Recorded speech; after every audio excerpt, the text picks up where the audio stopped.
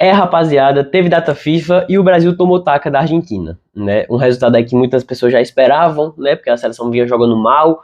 Quando o Rafinha deu aquela declaração, deu uma animada em algumas pessoas, outras pessoas só olharam e falaram, agora lascou. Mas vamos falar um pouco desse jogo, né? Vamos falar um pouco desse jogo e o que pode melhorar e o que pode piorar. Tudo sempre pode piorar, né? Isso aí é uma verdade. Bem, vamos começar do começo, né? O Brasil jogou muito mal contra a Argentina, muito mal. A ausência tática do Brasil estava escancarada, até para quem não é profissional de futebol, né? Para quem não entende muito, dava para ver que o Brasil não conseguia jogar, né? O Brasil não conseguia ter a posse, né? Não, a tática armada pelo Dorival foi muito mal armada, muito mal pensada, muito mal montada. O Dorival escalou a seleção muito mal para esse jogo contra a Argentina, né?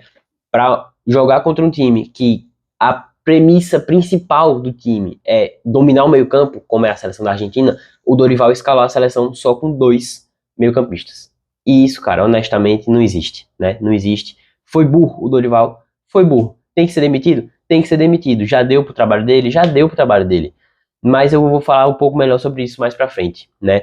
Vamos começar falando sobre os jogadores. Quem jogou bem, quem jogou mal, quem se salva, né? Vamos analisar tudo isso. Como o jogo contra a Argentina tem muito mais peso que o jogo contra a Colômbia, né? Obviamente, quem jogou muito mal contra a Argentina acaba pesando um pouco mais, né? Logicamente, tem jogadores que jogaram mal que não vão sair da seleção, né? Como é o caso do Rafinha, do Rodrigo, né? Do Marquinhos. É óbvio que esses caras não vão deixar de ser convocados porque eles fazem parte da espinha dorsal da seleção brasileira, né? Mas vamos falar aqui, começar pelo gol, né? Para mim, o Bento foi mal e o Bento ir mal escancara, né, como é importante a presença do Alisson. O Alisson nunca levou 3 gols vestindo a camisa da seleção brasileira. Nunca. E o Bento ontem levou 4. Obviamente, isso também dá uma escancarada na defesa, né, que foi muito mal, de fato. O que pesa muito pro Murilo, que no seu primeiro jogo de titular como a seleção brasileira, ter sido um jogo ruim feito esse, né, pesa muito para ele. Mesmo caso do Wesley, né, que seu primeiro jogo de titular pela seleção brasileira tenha sido tão ruim como foi. O Wesley jogou muito mal, né? Mas o Wesley ainda tem o ponto positivo de ter entrado muito bem contra a Colômbia. Já para o Murilo é só o ponto negativo mesmo, só ter jogado muito mal contra a Argentina. O Arana também para mim foi muito mal contra a Argentina, né? Na média ali contra a Colômbia, mas muito mal contra a Argentina. O Joelinton muito mal contra a Colômbia, contra a Argentina. Duvido muito que o Joelinton volte para a próxima data FIFA, que é só no meio do ano, tá? Duvido muito que ele volte. O André, para mim, foi colocado numa fogueira, cara. Foi colocado numa fogueira. Tanto o Joelinton quanto o André, tá? Os dois foram colocados numa fogueira, num meio campo apático e vazio do Brasil, né? Para mim não tem como você fazer isso com os caras de querer depois querer que eles resolvam, principalmente André e Joelinton, que não são jogadores de gigantesca qualidade que vão entrar e vão resolver. Né? Para mim, se o meio campo fosse Bruno Guimarães e Gerson, daria para perder pelo menos de 2 ou 3 gols só. Acho que o Brasil não levaria 4. Talvez não levaria nem aquele segundo gol. Né? O segundo gol, a Argentina pega a bola e faz o que quer com a bola. Vai fazendo o que quer com a bola até chegar na cara do gol e o Enzo Fernandes converter. O nosso ataque, cara, foi uma tristeza, né? Uma tristeza. Essa é a verdade, foi uma tristeza. O Rodrigo, começar pelo Rodrigo, muito mal. Tanto contra a Colômbia quanto contra a Argentina, muito mal. Uma data péssima do Rodrigo, né? Acho que o Rodrigo foi muito mal e é um dos caras que pior sai dessa data FIFA, junto com o Joelinton aí. Muito mal o Rodrigo, né? Ele foi mal contra a Colômbia, ele foi mal contra a Argentina e ele jogou esses 2 jogos, né? Diferente do Murilo, que só jogou em um, diferente do Wesley, que saiu do banco, diferente do Joelinton, né, que também saiu do banco, mas jogou muito tempo também, saiu do banco com 30 minutos no primeiro tempo contra a Colômbia, né? O Rodrigo vai muito mal e só vai muito mal, né? Não tem nada para amenizar essa ida mal do Rodrigo, além do que, né, sai do campo, né, se torna a tática do Dorival e tal. O Rodrigo só em si foi muito mal.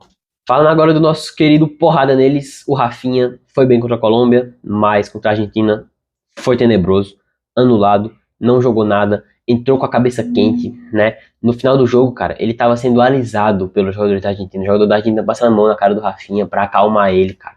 Porra, que vergonha, Rafinha. Que vergonha passou o Rafinha, né? Eu vi aí um post do Soltaram, né, no Threads, falando que o Rafinha, isso no intervalo, né? O Rafinha tinha 45 minutos, ou pra virar um meme mundial, que foi o que ele conseguiu, ou pra fazer história com a camisa da seleção brasileira, que tá bem longe do alcance dele hoje. Essa é a realidade. Tal como Vinícius Júnior, que também jogou muito mal, né? Mas o Vini Júnior, ele entra nessa mesma dos jogadores que não tem culpa porque a tática foi uma bosta. Todo mundo jogou mal contra a Argentina, isso é um fato, tá? Contra a Colômbia, o Vinícius Júnior de fato ficou abaixo, fez o gol, sofreu o pênalti, jogou bem, mas ficou abaixo do que a gente sabe que ele pode entregar. O Vini Júnior, acho que ele é um dos que tem a maior pressão nessa seleção brasileira, porque ele é um jogador que a gente sabe que ele pode jogar muito, a gente espera que ele jogue muito, e ele não vem jogando bem, né? O Rodrigo jogou bem alguns jogos, o Rafinha jogou bem alguns jogos, é o atual melhor do mundo. O Vini Júnior, ele tem que jogar bem, cara, tem que jogar bem com a camisa da seleção, tá devendo, e tá devendo muito, né? O Matheus Cunha, pra mim, sai com um saldo positivo, né? Fez aquele gol bizarro, absurdo o gol do Matheus Cunha contra a Argentina, mas fez o gol, né? Ele tava ali. Se não fosse ele, não ia ter o gol. E é isso, para mim essa é a geral aí dos jogadores do jogo contra a Argentina. Acho que o Brasil foi muito mal, tática muito mal armada, né? Mas o principal culpado estava na beira do gramado, em partes, né? Em partes estava na beira do gramado, que é o Dorival, que eu não acho que deva seguir no comando da seleção brasileira, mas aí a pergunta já fica, quem que vai pro comando da seleção brasileira? Né? O Felipe Luiz já falou que não vai sair do Flamengo, já comunicou ao BAP, presidente do clube, que não vai deixar o time, mesmo que receba o convite da seleção. É óbvio que quando a proposta chega é difícil de negar, né? Mas eu, sendo sincero, se eu fosse o Felipe Luiz, eu não deixaria o Flamengo um trabalho mais sólido para assumir a seleção na fogueira que tá hoje, né? O Brasil só tem mais 4 jogos, cara. Só tem mais 4 jogos de eliminatório. Não dá mais para ficar rodando a convocação, testando jogadores. Tem que estabelecer um grupo e falar, essa é a galera que vai pra Copa e agora a gente tem que pegar esses caras e fazer eles jogarem bola juntos. É isso que a seleção brasileira tem que fazer. E quem poderia fazer isso? Renato Gaúcho, né? O Renato Gaúcho talvez fosse um bom nome. Acho que é um treinador limitado taticamente, mas o Brasil não tem tempo para testar uma tática nova e as datas FIFA são muito curtas, então não tem como você especializar os jogadores naquela tática que você quer. Então talvez o Renato Gaúcho seja um bom nome por causa disso, né? Porque ele não é um jogador que exige muita tática, muita técnica dos jogadores. Ele não é um treinador que exige muita tática dos seus jogadores. Então acho que isso seria um ponto possível para o Renato Gaúcho na seleção. Quem eu vi mais sendo vinculado, né? Inevitavelmente Abel Ferreira, por estar no Brasil, por treinar o Brasil, por ser um grande treinador, tá fazendo um excelente trabalho com o Palmeiras, tá aí próximo de conseguir talvez uma virada contra o Corinthians e o título do Paulista. E mesmo que não consiga, é mais uma final para o Abel Ferreira, mais um título disputado, né? Então, sem dúvida, é um cara que acaba sendo muito vinculado. E outro que eu vi ser muito comentado foi o Jorge Jesus, né? Por que eu acho que o Jorge Jesus não vai treinar a seleção brasileira? Não acho que é porque ele não quer, né? Se o convite chegar, ele vai aceitar. Isso para mim, eu tenho certeza. Mas acho que o convite não vai chegar por causa da relação dele com o Neymar, né? A relação do Neymar com o Jorge Jesus não parece muito boa desde os tempos de Al Hilal.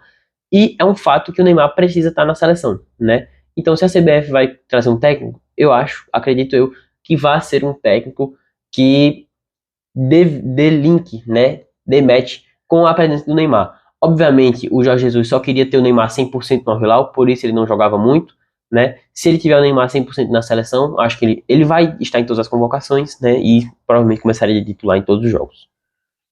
Mas isso aí não é problema nosso, né? O cara que tem que se preocupar com isso é o senhor Edinaldo Rodrigues, o mafioso, que foi reeleito por mais 4 anos até 2030 por unanimidade, tá? O Edinaldo Rodrigues, presidente da CBF, principal culpado por essa tragédia que está rolando na seleção principal, foi reeleito por mais 4 anos. O mesmo cara que, depois da saída do Tite, deixou o Brasil quase um ano aí sem um treinador oficial, esperou um Ancelotti que não vinha, tá?